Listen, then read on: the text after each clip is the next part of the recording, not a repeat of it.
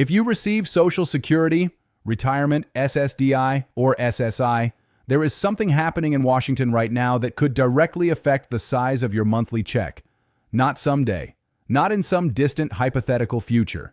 According to the Social Security Trustees' own official report, the trust fund that partially funds your benefits is on a countdown, and the number right now sits at approximately 82 months. That is 82 more full checks at 100%. After that, without congressional action, every single Social Security check in America gets cut by 23%. Yours, mine, everyone's. And instead of fixing that, instead of addressing the actual problem, Congress just passed a bill through the House that changes the names of your filing options. That is what we are going to talk about today. What is actually happening, why it matters to you, what the new bill actually does, and what you can do right now to protect yourself and your family. If this kind of clear, honest breakdown helps you, please take a moment to like and subscribe. It helps make sure this information reaches people who need it. Let us start with why this matters so personally to so many people watching right now.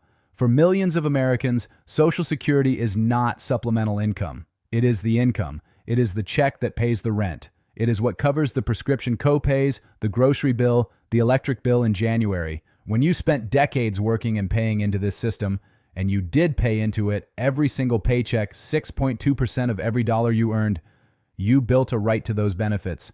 This is not a government handout. This is a promise that was made to you in exchange for a lifetime of contributions. And right now, that promise is under pressure in a way that is not getting nearly enough honest attention. The 23% cut is not a rumor. It is not political spin from one side or the other. It is the mathematical projection published in the Social Security Board of Trustees annual report, the official document that tracks the health of the trust fund every single year. The 2024 report projects that the combined trust fund reserves will be depleted around 2035. At that point, incoming payroll tax revenue alone would only cover approximately 77% of scheduled benefits. That means a 23% automatic reduction across the board for every recipient, unless Congress acts before that date. Here is the problem. Congress has known about this trajectory for over 40 years. And for over 40 years, they have not acted in any meaningful structural way to fix it. What they did instead just recently is pass something through the House called the Claiming Age Clarity Act. And I want to explain this to you carefully because the name sounds helpful and the idea behind it is not entirely wrong, but the execution reveals exactly where congressional priorities are sitting right now. Here is what the Claiming Age Clarity Act actually does. Right now, if you file for Social Security at 62, it is called early retirement. If you file at your full retirement age, which is 66 and some months, or 67, depending on when you were born, it is called your full retirement age benefit. And if you wait until 70, you earn what are called delayed retirement credits, which increase your monthly payment. That is the terminology Social Security has used for decades. Millions of people understand it. Millions of claims have been processed using it. The new bill proposes to rename these three filing ages. Filing at 62 would be called the minimum monthly benefit amount. Filing at your full retirement age would be called the standard monthly benefit amount. And filing at 70 would be called the maximum monthly benefit amount. Here is where things get complicated. And this is the part I really want you to think about. The words minimum and maximum sound straightforward, but they are actually misleading for a very specific reason. Your benefit is not minimum or maximum in any universal sense. It is minimum or maximum relative to the monthly payment amount.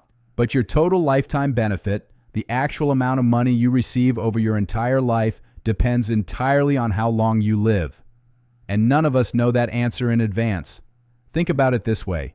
If you file at 62 for the so-called minimum benefit, but you live to 92, you will have collected 30 years of checks. That smaller monthly amount paid out over 3 decades may end up being the largest total benefit you could have received. On the other hand, if you wait until 70 for the so-called maximum benefit, but you pass away at 73, you collected just 3 years of those larger checks. What looked like the maximum on paper became the smallest total amount you could have received. The decision of when to file is one of the most personal, consequential financial decisions a retiree makes. It depends on your health, your family history, your other income sources, your spouse's situation, and dozens of individual factors. Labeling one option minimum and another maximum nudges people toward a choice based on language, not based on their actual circumstances. And that concerns me deeply when I think about the millions of people who will make that decision based on how it is described to them. Who is affected by all of this? If you are currently receiving Social Security retirement benefits, your payments are not changing today. The trust fund depletion and the 23% cut is a future event, not a current one. If you are receiving SSDI disability benefits, the same timeline applies. SSI, which is the needs-based supplemental program, is funded differently and operates on a separate track, but recipients of SSI who are approaching retirement age should still understand how the filing age decision works. Because if you receive both SSI and SSDI, there are mandatory filing rules that affect you when you reach certain ages. If you are still in your 50s or early 60s and planning your retirement, this timeline is directly relevant to your planning window. The projected depletion date of approximately 2035 falls within the retirement horizon of anyone currently in their late 50s. That is not meant to alarm you. It is meant to make sure you are planning with accurate information rather than assumptions. Here is a real situation that plays out constantly, and I want you to recognize it if it applies to your family. Someone turns 62, hears the word minimum in connection with filing early, and decides to wait. They are not in poor health, they have savings, they can wait. So they hold off until 67 for what will now be called the standard benefit.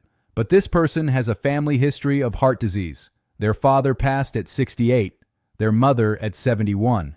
The actuarially wise decision for this specific person, given their health history, may well have been to file at 62 and collect every check available. The terminology guided them away from the decision that was right for their situation. That is not hypothetical.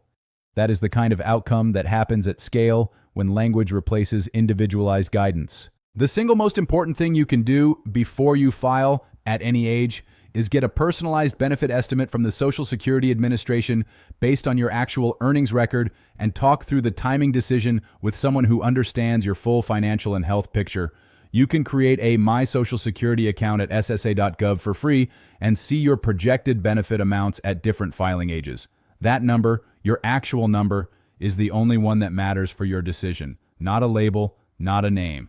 While we are here, let us talk about something that takes advantage of exactly this kind of confusion: scams targeting Social Security recipients. When there is news about benefit changes, benefit cuts, or new rules, scammers move fast.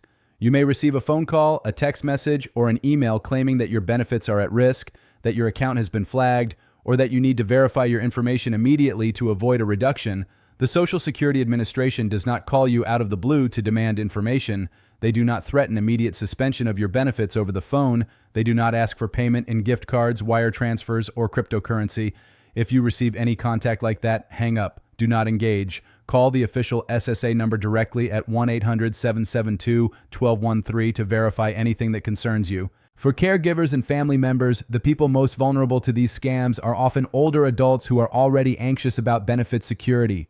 If someone in your life relies on Social Security and they mention receiving an unusual call or message about their benefits, take it seriously and help them verify through official channels before they take any action. So what do you actually do right now? First, create or log into your My Social Security account at ssa.gov. Review your earnings record for accuracy. Errors in your earnings history can reduce your benefit, and you have the right to correct them. Second, if you are within 5 years of your intended filing age, request a benefits planning appointment with your local Social Security office. Bring your questions about filing timing. Do not rely on the label attached to each option. Get the actual dollar amounts for your specific record at each filing age. Third, contact your congressional representatives. The mechanism most commonly proposed to extend the trust fund's solvency without cutting benefits is lifting or eliminating the payroll tax cap, the rule that currently stops the 6.2% Social Security contribution for income above $184,500. Whether or not you support that approach, your representatives need to hear from constituents who are paying attention to this timeline. Terminology changes do not extend the trust fund. Structural revenue changes do. Here is what I want you to carry with you. You earned these benefits. Every check you receive represents decades of work and contribution. The system that delivers those checks is under real pressure. Not because the money was stolen, not because of conspiracy, but because of demographics, wage growth patterns, and 40 years of congressional inaction on a known problem. You deserve to understand that clearly, without panic and without political distortion. The 23% cut is not inevitable. It is a projection, not a destiny. Congress can act. It has acted before when the pressure was sufficient. Your voice, your awareness, and your vote are part of what creates that pressure. Stay informed, check your account, know your numbers, and do not let terminology, minimum, maximum, or anything else make a decision for you that only your own circumstances can answer. If you have questions about your specific situation, your filing age, your benefit type, a change you received notice about, leave it in the comments below. Comments are read, and responses are provided where possible. You are not alone in navigating this, and the more specific your question, the more useful the answer. This is general information only. It is not legal or financial advice. For guidance specific to your situation, please consult a licensed financial advisor, a Social Security benefits counselor, or an elder law attorney.